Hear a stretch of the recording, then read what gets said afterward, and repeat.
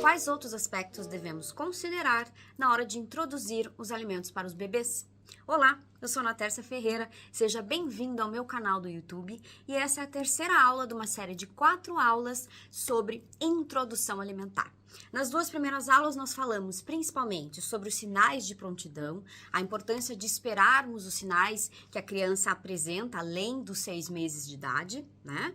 É importante reparar isso, tanto os pais quanto os profissionais de saúde estarem atentos a esses sinais, não somente o fato da criança completar 6 meses de idade.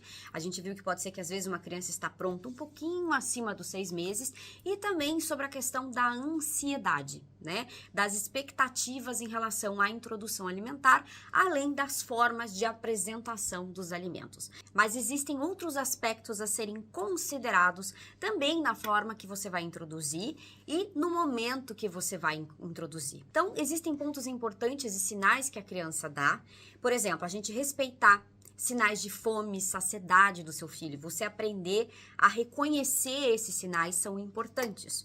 Por exemplo, existe um sinal em que a criança está com fome, quando você começa a mexer, por exemplo, seja na forma da preparação, seja a hora que você vai colocar ela na cadeirinha, ou no momento em que você vai colocar o babador, a criança se mostra ansiosa, agitada, né? E ela sabe o que vai acontecer. Então, esse é um sinal de que ela está esperando por aquele momento e que ela está ansiosa para começar a comer.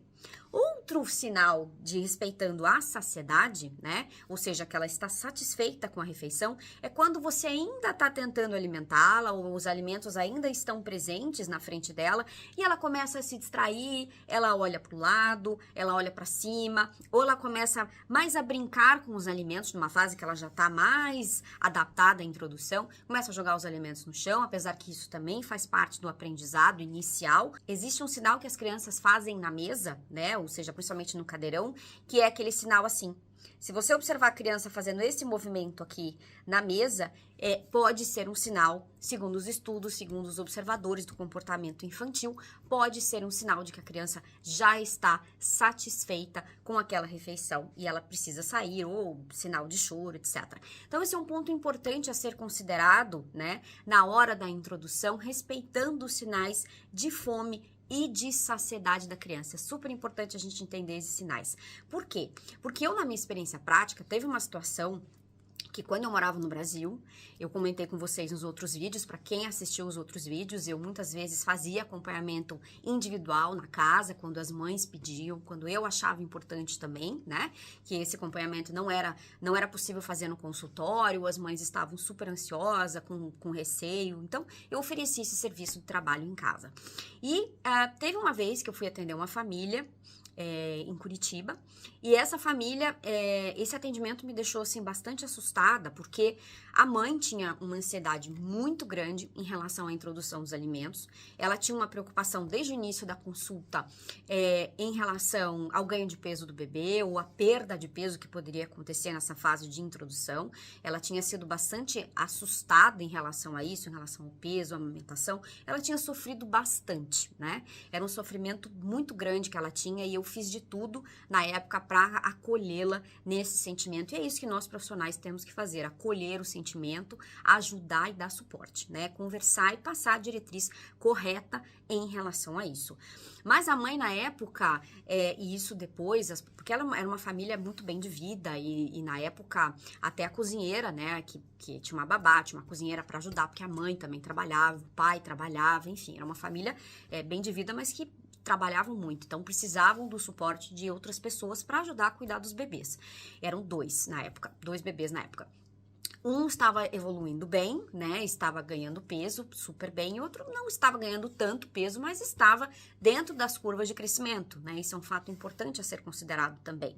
O fato de que uma criança não está ganhando tanto peso, mas ela não está decaindo no peso, ela está crescendo, ela está se desenvolvendo, isso é um ponto a ser considerado como positivo. Mas a mãe tinha muito receio, e na época, uma das profissionais que trabalhavam junto na casa me confidencializou que a mãe forçava dava alimentação, né? Por desespero, por nervoso, ela abria a boca da criança, colocava comida se ele não queria comer tudo, né? Enfim, para algumas pessoas isso pode parecer chocante, mas para mim foi um ponto, claro, eu fiquei assustada, preocupada com a criança, mas com a mãe também. O que estava acontecendo com essa mãe que ela estava agindo dessa forma, né? Então eu fui, conversei com ela, obviamente não comentei que essa profissional me disse, me relatou essa situação, mas eu tentei de uma forma abordar esse assunto com ela, né, da preocupação que eu percebi que ela estava tensa em relação a um dos filhos, e ela acabou me confidencializando, né, se abriu para mim, chorou que realmente estava fazendo isso por nervoso. Então, qual foi o meu papel? De ajudar. E ela começou a reconhecer os sinais de fome e saciedade dele, porque essa fase é super importante para a criança não criar uma relação ruim com a comida, né? Você forçar uma criança a comer é a pior coisa do mundo. Ninguém gosta de ser forçado. E a gente não pode, não deve forçar uma criança a se alimentar, tá? Então esse é um ponto importante, reconhecer os sinais de fome e de saciedade. Outro ponto importante também é a forma de apresentação dos alimentos, né? Então, em relação aos 2 primeiros vídeos, eu comentei com vocês, existem as formas de apresentação, então pode ser BLW, pode ser amassado, eu comentei que eu gosto, né, a minha opção como profissional em relação à orientação é a forma mista dos alimentos, então oferecer várias texturas, vários alimentos, uma refeição colorida em texturas diferentes. E com o BLW, com o passar dos anos, foi observada uma técnica super boa, super importante, que dá autonomia, auxilia no aprendizado, né, na formação da pinça, enfim. Mas se observou que a partir dos anos, os estudos mostraram que no início algumas mães estavam tendo dificuldades, por exemplo, em oferecer proteínas, né, porque o receio em relação ao tamanho, então isso foi um fator importante, né, que foi colocado num artigo da Sociedade Americana de Pediatria. E depois o Brasil escreveu uma outra publicação referendando esse artigo, falando justamente sobre o BLIS e a importância, né, de se colocar proteínas em todas as refeições principais, então no caso o almoço e a janta, né, e se possível num café da manhã, como oferta de um ovo, né, o queijo depois de uma certa idade, enfim, principalmente depois dos 12 meses, enfim, mas é importante a gente colocar essas situações, né, em relação ao BLW. E também foi observado que algumas crianças tinham dificuldade. As crianças eram apresentadas alimentos em forma de tamanhos, de cortes diferentes, mas as texturas não variavam tanto. Então, quando se apresentava, por exemplo, uma sopa ou um alimento em formato de purê, as crianças tinham dificuldade em aceitar também. Então, a importância da gente variar as texturas, variar as consistências é um fator importante na hora da gente pensar a introdução dos alimentos. E o formato que a gente vai oferecer. Então, essa é uma questão importante, principalmente quando a gente fala na forma mista. Então, se você tem receio na hora de apresentar os alimentos, amasse, né? Dê amassado, dê uma textura diferente para o seu filho.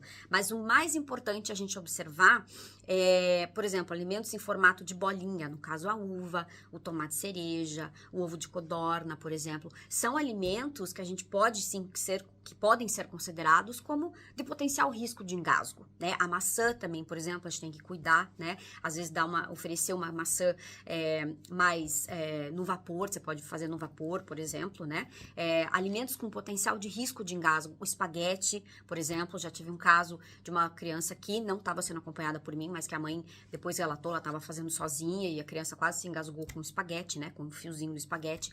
Então, são situações que a gente precisa modificar o corte, modificar a consistência para que não haja o risco de engasgo, né? Então, no caso da uva, fazer um corte diferenciado não é em formato de moeda, e sim em formato de meia-lua, né? Vários cortes, cortar em 8, por exemplo. O tomate cereja, a mesma coisa. O ovinho de codorna, na mesma coisa, se você quiser oferecer para o seu filho, né? O grão de bico, por exemplo, você pode amassar um pouco, né? Porque o tamanho também é pequeno. Então, a gente vai mudando, né? À medida que a gente vai conversando, né? Durante os atendimentos, a gente vai oferecendo esse suporte. Eu vou oferecendo esse suporte para as famílias em relação aos cortes. Então, outro fator a ser considerado durante a introdução dos alimentos. E, além disso, existe uma diferença entre o engasgo e o gag. O gag é um reflexo em que algumas crianças demonstram durante o ato da alimentação, em que elas aparentemente estão se engasgando, mas na verdade é um reflexo esofágico em relação ao alimento, né? Então ela fica fazendo assim, mas na verdade ela não tá roxa, ela não tem nada. Ela mesma resolve essa situação em relação a esse gag. Esse reflexo é importante, faz parte. Se acontecer na sua casa, não se assuste, pesquise mais sobre isso. Inclusive no meu Instagram, eu tenho um post sobre isso, sobre o gag, então se você tem dúvidas, vai lá ou entre em contato comigo, eu posso mandar esse post diretamente para você, por direct ou por WhatsApp, né? Mas ele está disponível no meu Instagram para você entender um pouco mais sobre o gag. Mas é importante a gente saber a diferença do gag e do engasgo. Aqui no Reino Unido, né, principalmente pelo sistema público de saúde, o NHS, os pais, né, que vão iniciar a introdução alimentar, eles são acompanhados por nutricionistas, mas existe um curso oferecido por umas profissionais, né, de enfermagem, também nutricionistas que participam, e nesse curso é demonstrado todo o processo de introdução alimentar, somado com o suporte em relação ao engasgo, que eles chamam de choking aqui.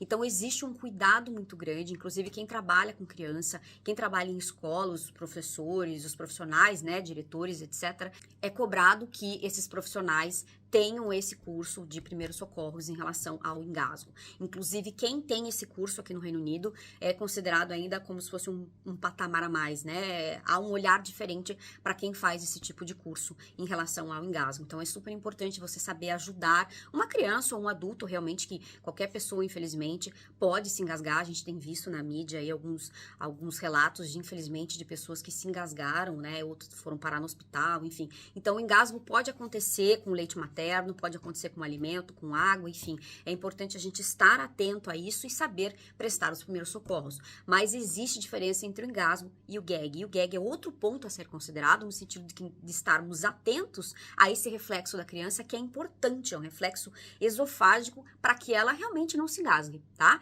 Então, se isso acontecer na sua casa, se acontecer com seu filho, fique tranquilo, observe que o próprio organismo, ela mesma, se resolve com o alimento. O que a gente precisa ter é o cuidado em relação aos cortes, que essa orientação é passada no olho a olho, no tete a tete, entre mim e você, meu paciente, que resolver aceitar, né, o meu acompanhamento.